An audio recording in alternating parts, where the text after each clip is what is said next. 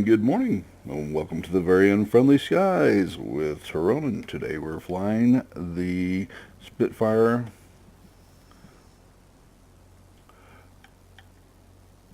Mark 14. And for aircraft characteristics, you get a classic turn and burn with more than average altitude capability and some decent guns on it for its tier.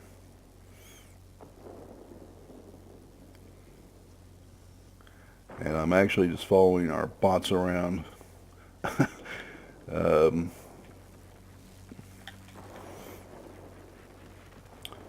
to do what we can.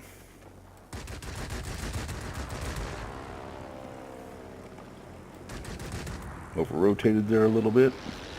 Get back on the fellow. And that should do it. Alright.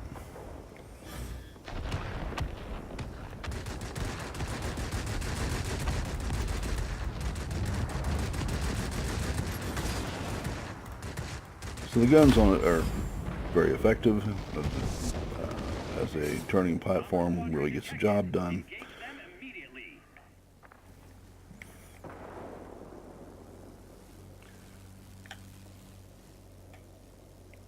Now, this is a fully upgraded aircraft. When it comes to turning circle, there's nothing out there that can outcompete it. KI-94 can match it. Yak-15 can match it. I'm going to try to watch where the bots are going here. I'm going to follow them on in. And so the mission today is to follow the bots and try to use that as a tactic. So you're not finding yourself so outnumbered. Oops.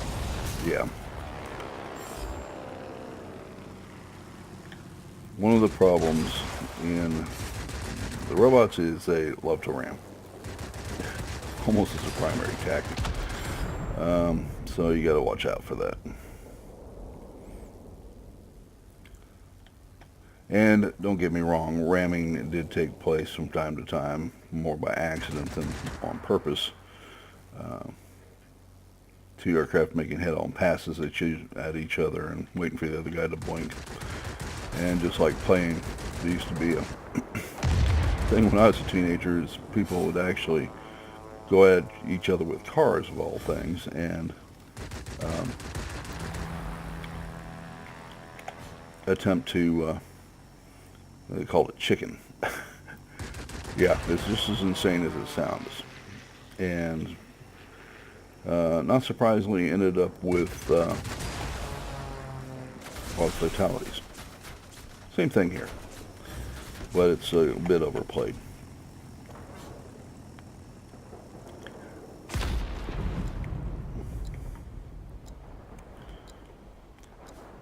And I'm going to guess over the area is that there was not enough people. So, no regen, give this thing another try. Now, we are already down 3 bases to 1. That's not exactly what one would hope for at this stage of the game. And I see we have bombers coming in with one plane.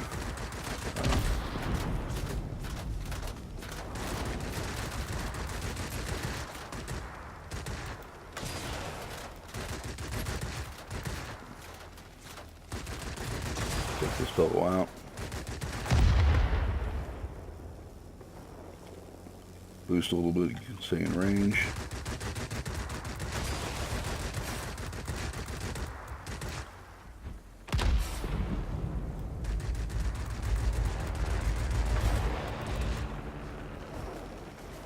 Oh my.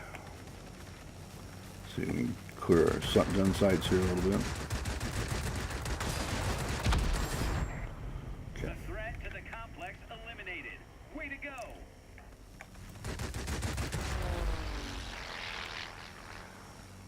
Now J4M has lots of firepower, lots of hit points, doesn't turn very well. So can't take the other fellow out in a turning pass, my suggestion is be moving at a high-speed dive upon him. Don't try to take a turn and burn out by yourself with that regard.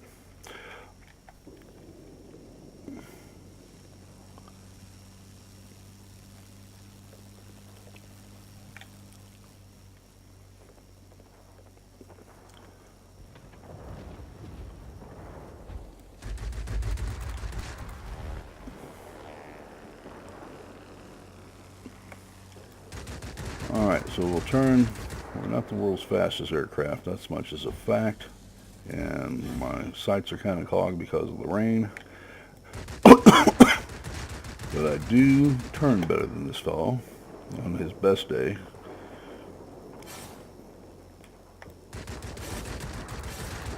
And if any of you have ever been in a non-turn and burn fighter, you're kind of, once you get a turn and burn on your tail and you don't have sufficient range or speed to get away from them, it gets almost impossible to get away from them.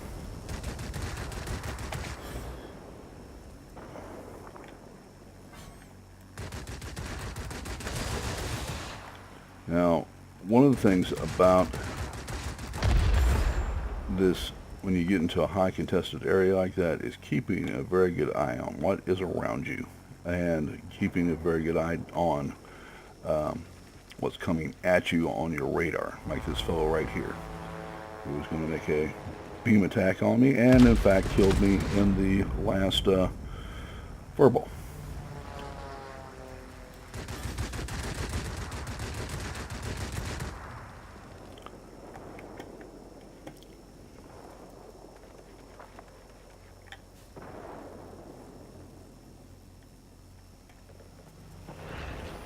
So spare a moment and spend a little bit of time watching your radar when you're in these things.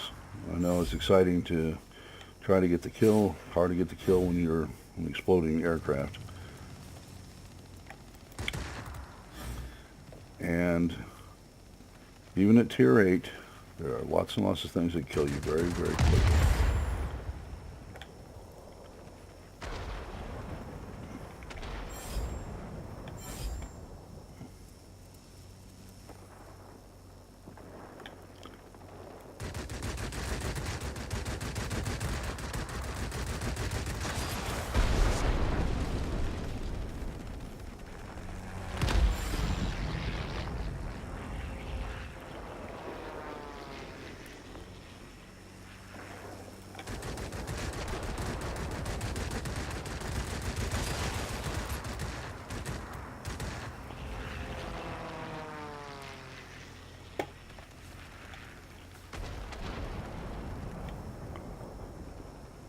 Now I have lost sight of my target. He's somewhere down below me.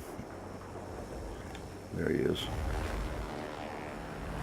And he's maneuvering like crazy at very low altitude.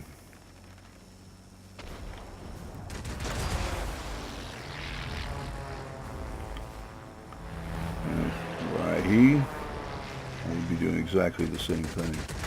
And since he's got 3 aircraft on him right at the moment, I'm going to let him play that game all he wants. I hope he has better luck than I did. Attention all fighters. Enemy bombers detected. Destroy them.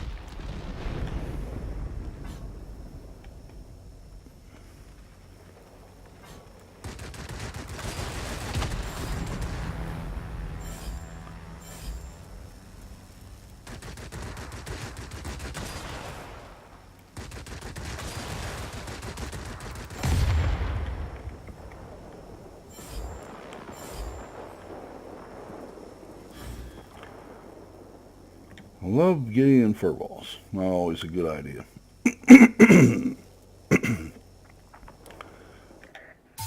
Alright, so we pulled that one out. And that was kind of interesting because of the fact that we started off so far behind. Alright, let's get back to the hangar, see what we did.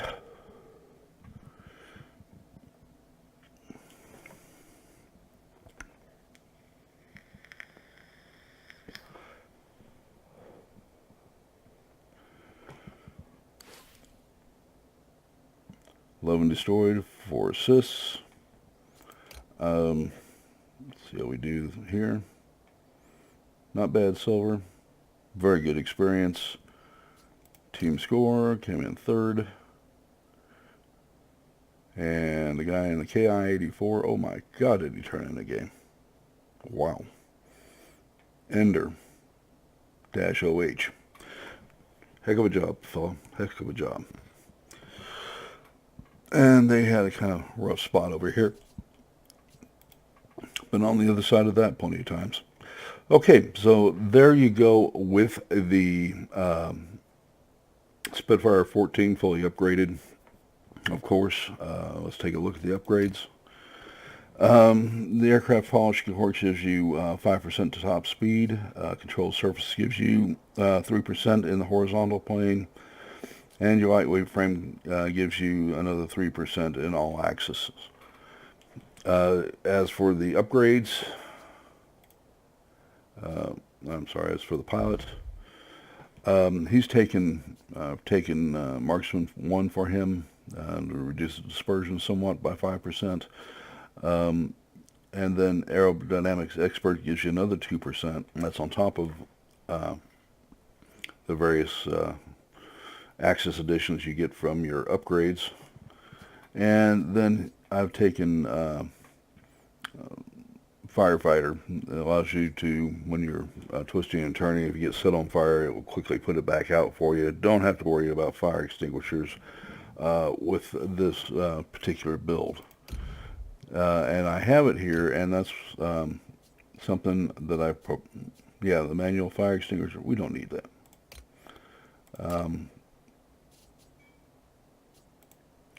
I would go with that instead. Okay.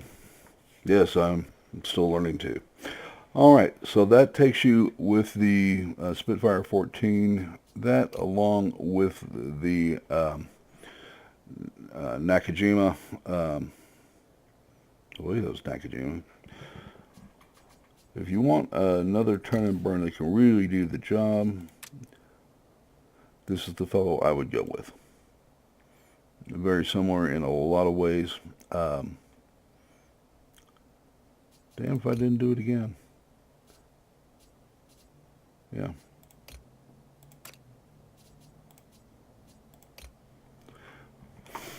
Okay, but again, very similar characteristics. Airspeed is okay, and if you look at the Spitfire, very similar. 6 miles per hour difference when you look at maneuverability. Again, these aircraft are almost mirror images of themselves. Altitude performance, however, is very different. Okay, this one tops out in the 14 at 5,249 feet. Here it's 7,218. So if you don't mind getting up and exposing yourself to some Boomenzermers, you can give somebody a pretty nasty surprise if you're very aware of what you're doing. Okay, and therein lies the difference when you talk about sheer amounts of gun power. Under 2,000 feet, 1,900 feet, you're spitting out quite a bit of firepower. 470 as opposed to 150. So when you get in close, you can really rack up the damage. Those arcs, however, are a bit arky on the 30 millimeters because it's a low velocity cannon. Survivability, again, is something that you would see in both aircraft. So if you want another turn and burn to play with, the Nakajima, I keep saying Nakajima, I don't know if that's the case at all. The KI-94-2 is probably your meat, and it gives you a little more firepower, and it gives you a little more altitude. at the cost of the guns being a little archy, and you know, you're turning 460 as opposed to 470. Yeah, I'm not sure that you know, it's a matter of whether you want the altitude or not. All right, that is going to wrap up today's show. Please remember to like the video and to subscribe. I need all the subscribers I can get. And thank you for flying the very unfriendly skies with Tironan. You all have a great day. We'll see you tomorrow.